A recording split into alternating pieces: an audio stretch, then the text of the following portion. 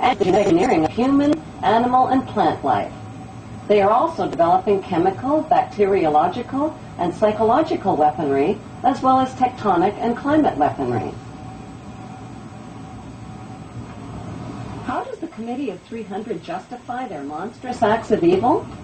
Their common philosophy is that the end justifies the means, no matter how diabolical. That end is to fulfill their biblical covenant using apocalyptic weaponry for an eternal throne and one world empire.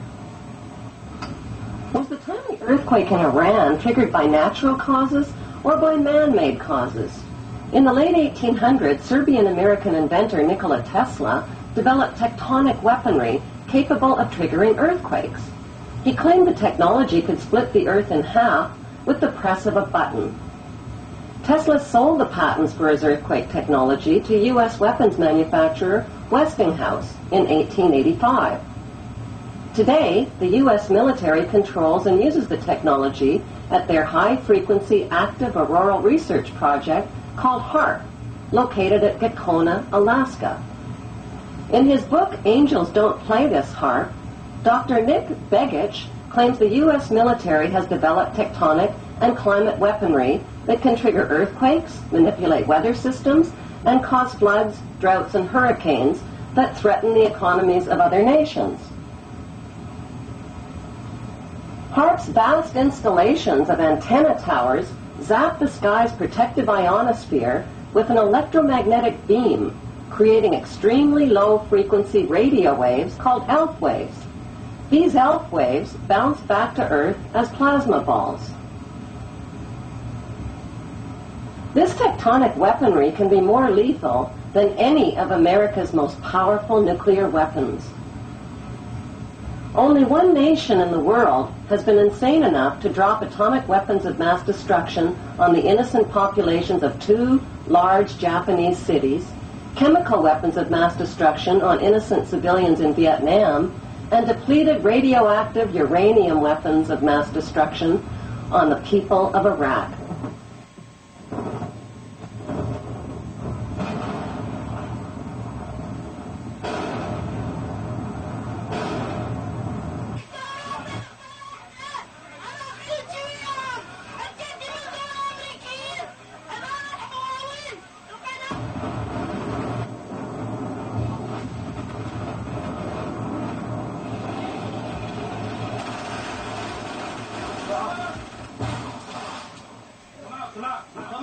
Come out! Open the door! Get your hands up and come outside! Come outside! Everybody in the house needs to come outside. Out here in the yard, Keep going. No one in that one. Yeah, clear the house now. Let's swing on down straight. Go.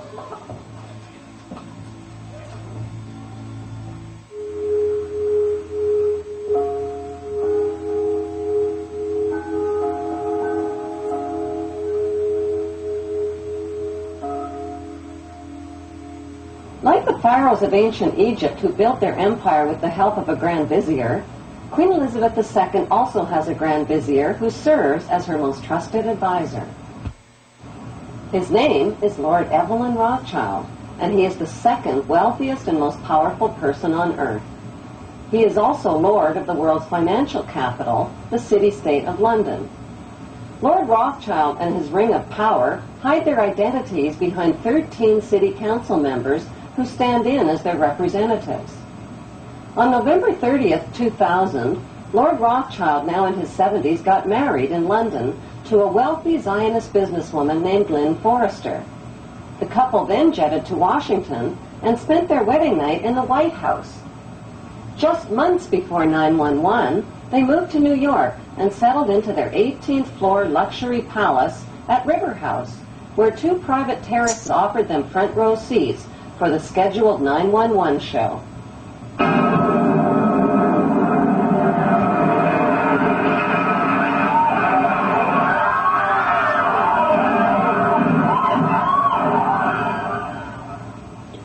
Just how rich and powerful is Lord Evelyn Rothschild? Historically, the Rothschild family wealth was hidden in underground vaults.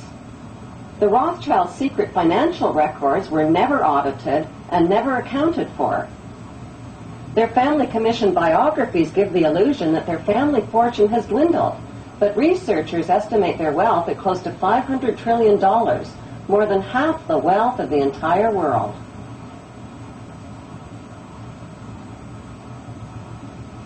Besides their many castles, palace mansions, wineries, racehorses, and exotic resorts, the Rothschilds bought Reuters in the 1800s.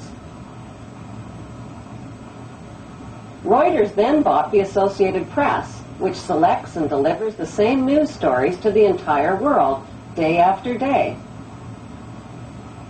They have controlling interest in 3 major television networks and easily avoid media attention since they own it. Until recently, they owned and operated England's Royal Mint and continue to be the gold agent for the Bank of England, which they also direct.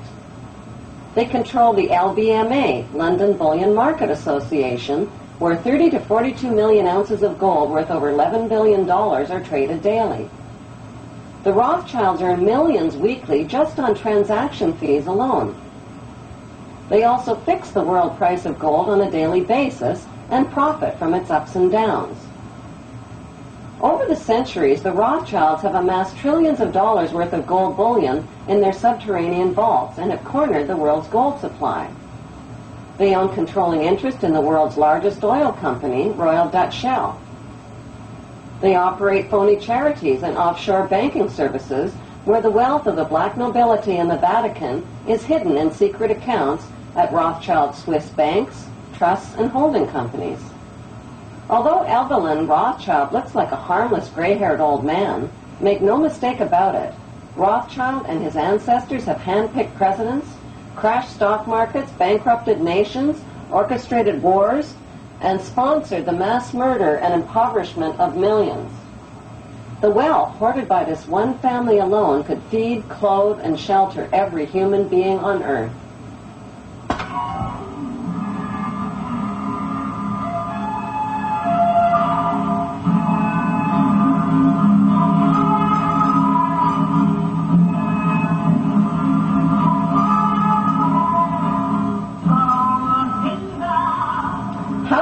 Rothschild become the filthy rich Grand Vizier to Queen Elizabeth II and godfather of the black nobility.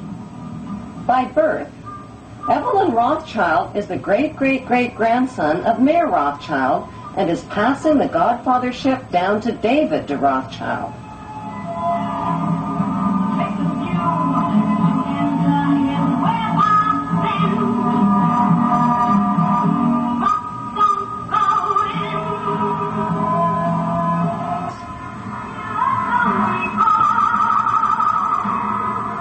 Their story begins in 18th century Frankfurt, Germany, on a cobblestone street called Frankfurt on the Main.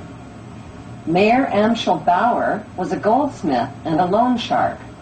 He hung a red hexagram shield over his doorway and changed his name from Bauer to Rothschild, which means red shield in German. The red hexagram shield was the symbol for the world revolutionary movement. Family biographers described Mayer Rothschild as a poor man who lived with his family above his goldsmith shop and sold rare coins to royal customers. Contrary to appearances, Mayer stashed a big supply of gold, precious coins, and jewels in special hiding places inside his house.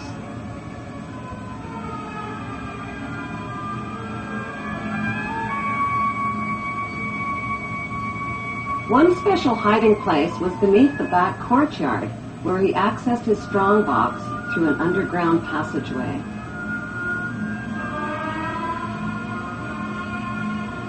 Mayer taught his 5 sons the tricks of the trade. To them, he wasn't just their father, he was their lord and master. To them, he was Lord Mayer. In 1773, Mayer Rothschild invited 12 wealthy, revolutionary-minded men to his goldsmith shop. Together, they formulated a plan to seize control of the world's wealth. They made a pact to secretly pool their money and influence to bankrupt the nations of the world and create a new world order. Using his connections, Mir teamed up with Prince William,